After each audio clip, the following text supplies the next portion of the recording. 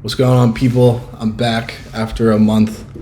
Been busy, had to move. I also have a job.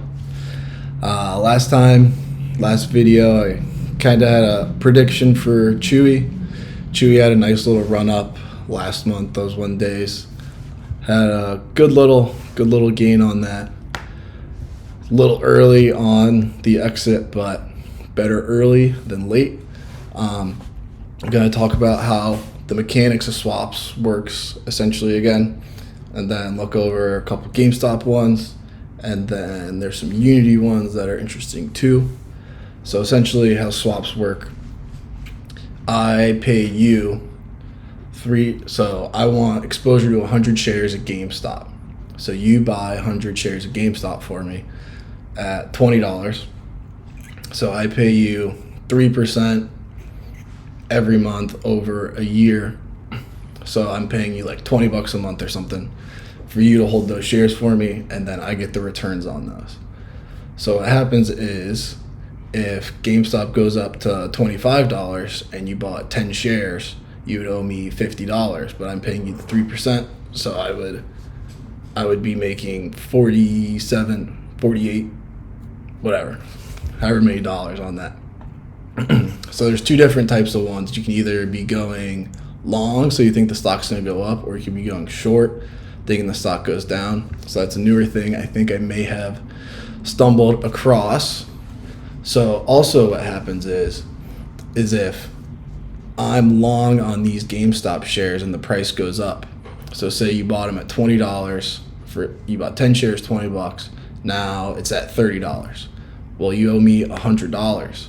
The swap hasn't expired yet, so you can't necessarily sell those shares. So you have to be able to have the liquidity to pay me. So a lot of times they'll hedge these if it starts moving in a certain direction. So they have the cost basis on here. You can see the price on the right. So these are all GameStop. So they got GameStop at like $13, $10. So if GameStop goes up to $20, the price of this doubled. So they need to be able to have the liquidity to enter into this. So they might enter their own swap or buy some calls or something to hedge against this, because these are banks. Banks are always neutral. So they're never playing anything. The other side's playing it. The banks are always remaining neutral. So you can kind of tell if someone's long and it's going up, they have to hedge a bit. So there might be some more buying. So going with that, if someone enters into a swap and they're going long, thinking it's going up, they're buying these shares for them. So now the swap expires. That person doesn't need the shares anymore. So when that expires, they're going to sell the shares because the swap's over. So when they sell the shares, the price could go down. But then vice versa, the person's shorting the stock. So they're short selling it, thinking it's going down. Now the swap expires.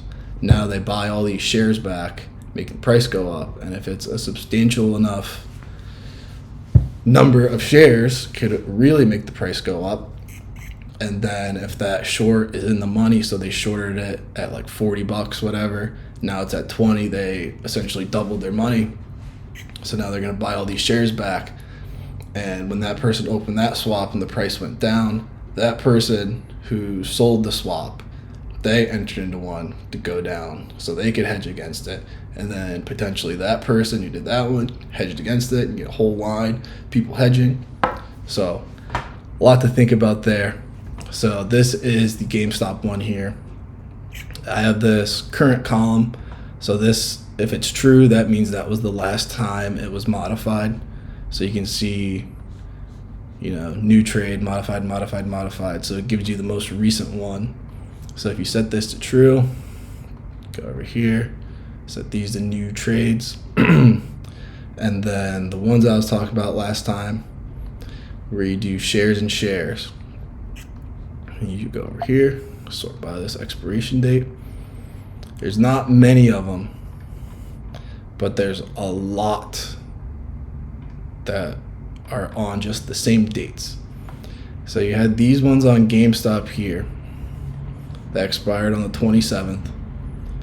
So the people that opened this one, these people were long on GameStop and they were short on this second stock. So this is leg one, shares. Leg 2 is shares. You don't know what leg 2 is, but it's a portfolio swap. So that means something in this portfolio was used as their collateral to go along against this. So they're long shares of GameStop, short shares of something else, which I think was CHWY. So if you look at this cost basis over here, you got like 10, 14, between 10 and 15 bucks that they went long on GameStop. Then around the 27th, GameStop was probably 30-ish dollars, whatever. So they doubled, tripled their money. Really good trade for them. And then they were shorting CHWY. So now they made all their money on this GameStop. So now since they shorted CHWY, they have to buy all this CHWY back. So swap expires 27th. CHWY goes from 20 bucks to 40 bucks in like 10 minutes. And this isn't a notable amount of shares. Looking at it, like it's, here you go here.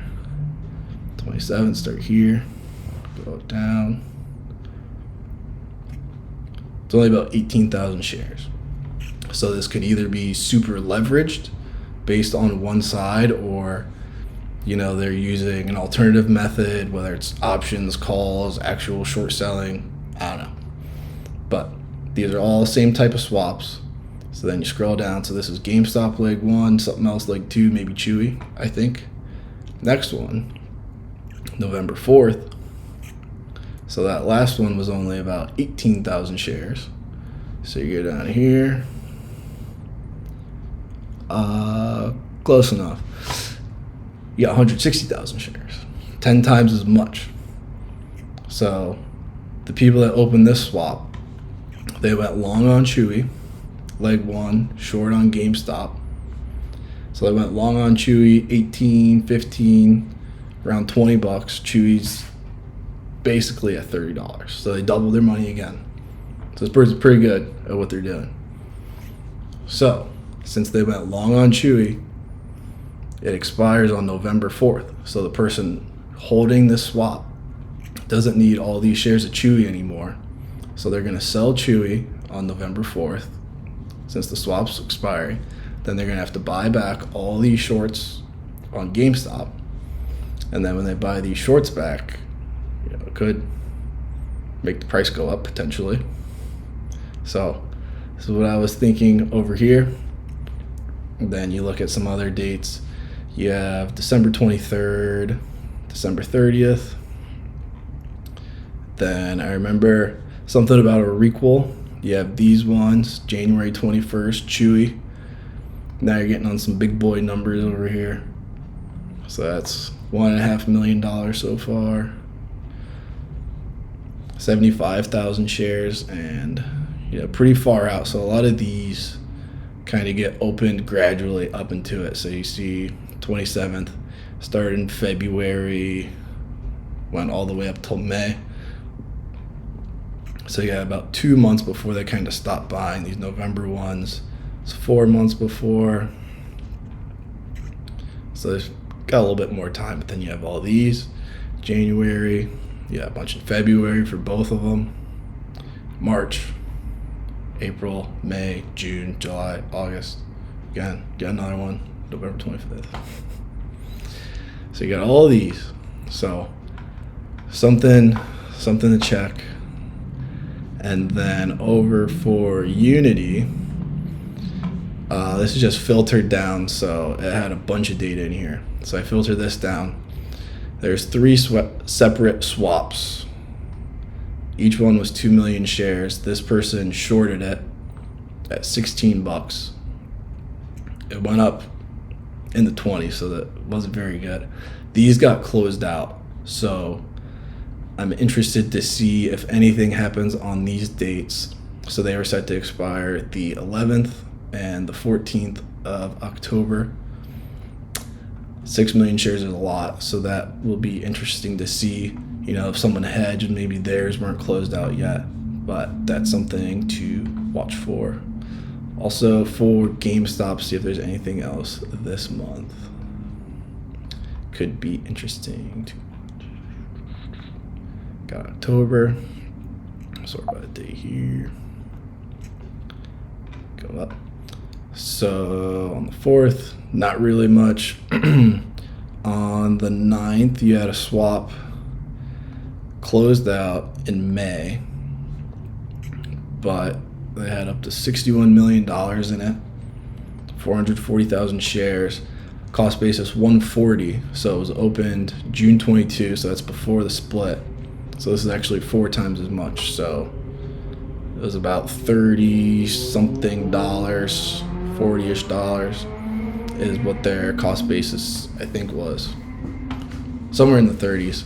So then it was over 1.6 million, a little over that, shares at one point closed out. So if they hedged against this somehow, that could also be something. There's this CHWY one randomly, $9 million, 350,000 shares. This one expires on the 9th. Maybe they use that to hedge. Then nothing notable. This GameStop one modified a bunch of times from March, expiring the 14th. Some baskets with nothing in them for CHWY, expiring the 21st. And it looks like it. That was pretty much all I had, trying to keep it short, keep people interested. Let me know if there's anything else you want me to take a look at. I made a Twitter, swap Tuah, at names metro_ballin. I used to use this for my March Madness model that I was using. Did pretty decent, got UConn. But go on here, you could, DM me, tweet me. I could take a look at something. This is all manual right now. I'm working on getting a more automated version, and then getting these signals for me based on the longs, the shorts, everything like that. I can look at any stock I want to. I just don't know what stocks to look at. I just do GameStop because it's popular. So if there's other stocks that are volatile, jump up, no news or anything, I could take a look at those, see if there's anything interesting, try to get a game plan on that. But still working on this stuff. I also have a job, so I can't dedicate all my time to this, but figured I'd share if anyone has any questions or thoughts or thanks, anything, I don't know. Let me know. That was all I got. Maybe I'll make another video if I find anything else interesting. That was all. See you later.